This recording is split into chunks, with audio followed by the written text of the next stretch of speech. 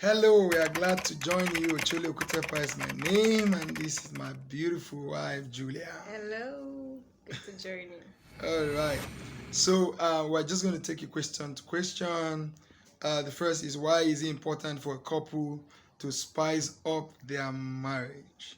Well, because you didn't get married to have a boring marriage. No. All right.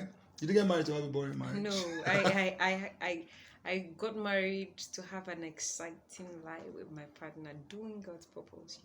Doing God's purpose. All right. So it's important to spice up your marriage because you want to enjoy life. You didn't get married to have crises. You didn't get married to struggle. All right. So you should consider it something you must do, not something that you may do. There's a big difference. All right. So we want to spice up our marriage because we didn't get married to suffer. We didn't get married to regret it. To live life frustrated, angry. Exactly. We got married because we want to enjoy it. All right. So that's why I think we think you should spice up your marriage. All right. So how do you spice up your marriage to keep the flame of love burning? So I'm going to give one. Perhaps you give one, and we'll take it from there. But you do that by being intentional. A good marriage will not just fall on you like a miracle. Or no, if you want a good marriage, you must be intentional every day. You must work towards it, to make it happen. All right. So, and talking about intentionality, the point is this: first thing that makes you intentional is that you choose to. Because a lot of people go into marriage and they are ready to demand what they are not even ready to give. All right, take it that marriage is going to be your responsibility if it stays happy. All right, once you do that, you realize that the next question in your mind is how. All right, because once you agree that this is the way, the next thing is, how do I do that? You realize you begin to think, meditate, and orchestrate it in your mind. All right, so it becomes important for you to pay attention to what you want to do, then realize that doing it is your responsibility. Because if you don't do it, in fact, I always say this, the marriage works when you make it work. All right. The third question we're dealing with is, there are often times it seems to get boring in marriage, especially when kids and work get one overwhelmed. How could couples deal with this? All right. First things first, you must have a strong target. A lot of people don't have a strong target for their marriage. All right. From the first question, we dealt with why should it be so. Now, I want to be happy here. Your strong target is, I want this marriage happy. So when intervening factors come, like children, job, and all of that, what happens is you have learned to keep your eye on the goal. Now, when you keep your eye on the goal, you begin to prioritize relationships. Children will come and go. Why am I working? Why am I making money? You don't have two lives. You have one life to live. If this is the life I have to live, is it when I'm in the grave I'll leave it? No. All right. So that intentional thought, keeping focus on the goal. So if you don't have a goal, sit down now and have a goal. Create a goal. Why am I married? What do I want to achieve from this marriage? Because what happens is a lot of people do not have this goal. So they just realize that they live day to day without knowing exactly what they are doing in the marriage. Right? You say something, yeah? All right. Okay. So how do you pep up your love? I think that has to do with the same question we're answering about how do you spice up your marriage. So do you have something else you want to add on that? Yes. How do you pep up your love? You have to adopt the mentality of a farmer. Every day you must make an investment. Just the way the farmer takes time to plant a seed, groom it. His mind is on the harvest. He knows he's going to have a harvest. So he puts in all his work into making it happen. Adopt a farmer's mentality. Put in some work. Every day I wake up and I'm like, how do I make this guy smile? How do I make him happy? How do I bring fulfillment to him? He's smiling right now. But tomorrow I'm thinking, okay, when he goes to work, I'll call him maybe by 10 a.m. to see if he's settled into the office and see what his schedule is like today. I'll call him by 1 p.m. and just tell him, did you have anything to eat at lunchtime? And how are you doing? Is your day going as planned? And then maybe by 3 p.m. I'm gonna tell him I'm missing you, as in I can't wait for us to get home, as in should I pick you, as in are you gonna pick me, as in can we hang out before going home. All this, he's feeling that he's important to me. That's why I'm remembering him in this light. That what am I doing? I'm making investment, and I'm going to expect a harvest. Also, adopt a mechanic's mentality.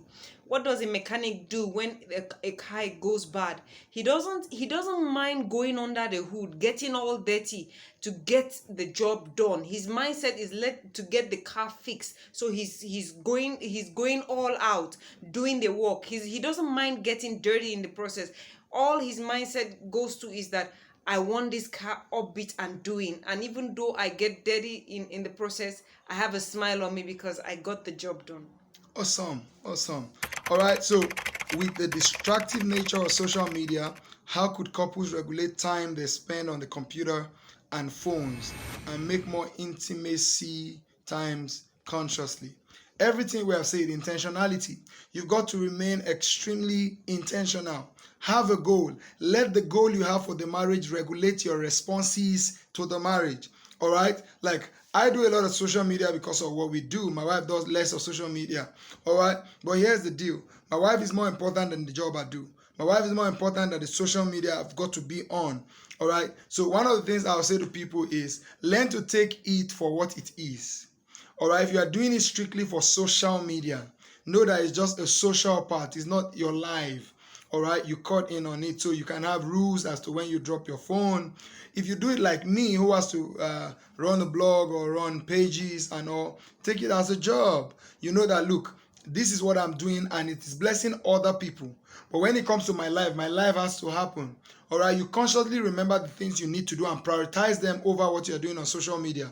If we got to go out, we're going out. If we got to spend time together, we'll spend time together. If we got to do this, all right? So it's so important. Then number 2, be free to make suggestions to each other. Sometimes my wife tells me, look, I think you have done enough of this today. All right? So be amenable to your partner. Don't take it that they are evil for complaining or suggesting, how to better handle it. So if you do that, you realize that you become accountable to each other, helpful to each other, and you make adjustments easily when you need to make adjustments. All right, so Julia is going to take the next. What do you do to seek attention from your spouse when you need one? What do you do? As in, they say when you want to reap a harvest, you have to make an investment. So if I want him to give me some attention, I'll give him some attention. So when I'm giving him attention, in responding to me, I'm getting what I want. Because if I'm giving him attention, he has to acknowledge what I'm doing, give a thank you, or give me back love as a harvest. So by giving what I want, I get what I want. Okay, I'm taking the next. How important is it for couples to communicate? That's like asking how important is it to have blood in your veins? There's no marriage without communication. So, and you may not be the best at communication, but you can start working on it. All right, a lot of couples need to work on their communication. And how do you work on it? Be honest with yourself. If you are not good at it, you are not. Be honest with yourself. If your partner is better at it, they are better. Be honest with yourself. If you have to learn, go learn. Yeah. Be honest with yourself. If you are lazy about it, sit up about it. Mm-hmm. Be intentional. If you have to keep a diary to say, I need to call my wife once every day at work, I need to do this, do it. And if you're somebody that forgets a lot, there are apps right now that you could put yourself on a schedule on what to do. True. So be intentional. Go for it. Decide that, look, this can be better. All right. So communication is absolutely important. Yeah. The next question says, what danger zones should couple avoid that could easily quench their love? Yes, you must avoid the danger zone of assumption. Assumption, it's terrible. As in, when something happens, you don't let me give a funny instance that happened day before yesterday. My husband sent me a message and it was deleted. And I sent the same message mistakenly twice, so I deleted one for all. Yeah. And I'm like, why will you delete a message? As in, it's me, it's we. So even if you made a mistake, you should just leave it there and just say, "Oh, sorry, I sent it twice," or just leave it there. It's we, And I'm like, I'm like, why did he delete the message? If I was to follow assumptions now, thought and allow thoughts go crazy in my head, I'm gonna begin to think, wow, this is funny. Maybe he wanted to send it to another lady and he mistakenly sent it to me. So, when she asked me, what did you delete? I'm like, I just sent something twice and deleted one. So she now said, Satan, stop playing with my mind. I'm like, you better tell that devil. Because it's the same message I mistakenly sent twice. And the thing about assumption is not based on facts. Yeah. So, if she chooses not to believe at that moment, she's just causing crisis for the family that is useless. Because it was the same message I sent. Whatever the devil was throwing to her mind was a lie. Absolute lie. Yeah. And would have just had a crisis for nothing. Absolute nothing. Like, what does not count would have just become an issue. All right, so that's one danger zone you must avoid. Communication would take out all the blind spots. So talk, communicate, don't leave any gray areas. It's very important. And when your partner communicates, be humble enough to know that they're entitled to communicate. Don't take their fears as points that you get angry. All right, if they have fears, address it. You have to quench their fears and not get angry with them. All right, our next question says, is it normal to fall in and out of love with your spouse? No. It's an abnormal thing. It's abnormal because if you are falling in and out of emotion, it's because somebody is not doing something they should do. All right, so take it as abnormal so that you take steps that normalizes the place. I didn't get married to her to start losing my emotion for her.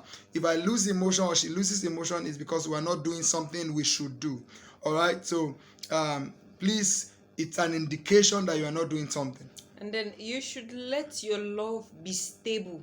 You must understand that you create the emotion in the relationship. You do things that spark off the fire, inspire the emotions. As in, when I'm beginning to call him, check up on him, he has a smile on his face. He's feeling good. He's feeling happy that I'm doing that, and he feels it as love being communicated to him, and vice versa. He returns such to me. So you must always spice up the relationship by actions that inspire emotions that help you guys connect at a deeper level. All right, the last one we're going to take is a combined question. What are the signs of an unhappy marriage, and how could this be resolved? So what could one do if the love starts fading away? They are all in the same mode. The last is it's often said that romantic marriage is created and sustained intentionally, which we have explained. How true is this? What's your take on it? Already we have explained intentionality. So what are the signs of an unhappy marriage?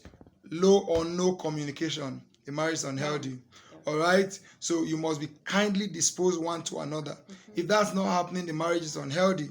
No time and attention, because it is attention that breeds affection. So the affection begins to go down because you are not creating time. The last which I will mention is if you begin to undermine what they need. You are in the marriage to meet their need, their emotional need. Their love language may be different from yours. You love them how they think love should be. You don't love them the way you think love should be. All right. So it's important you understand love from their perspective. So the marriage is unhealthy when you keep insisting on your own way and not loving them the way they understand love to be. What can you do about this? Reverse everything I just said. Choose to start understanding them. Choose to even find out what's their love language. How would they prefer to be loved? How would they prefer to be approached? And all of that. Yeah? Closing thoughts. Choose to be selfless.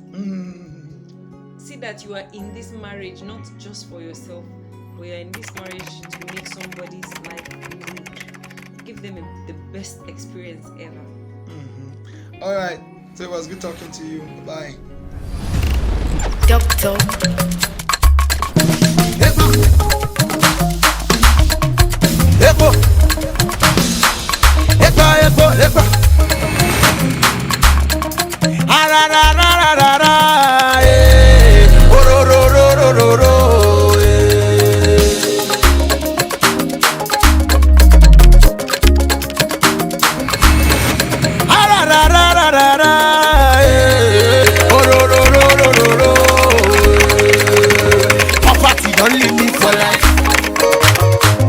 Darkness don't leave me for life. Infirmity don't leave me for life. Oh, darkness don't leave me for life. I got the greater, greater. Deep inside of me, greater,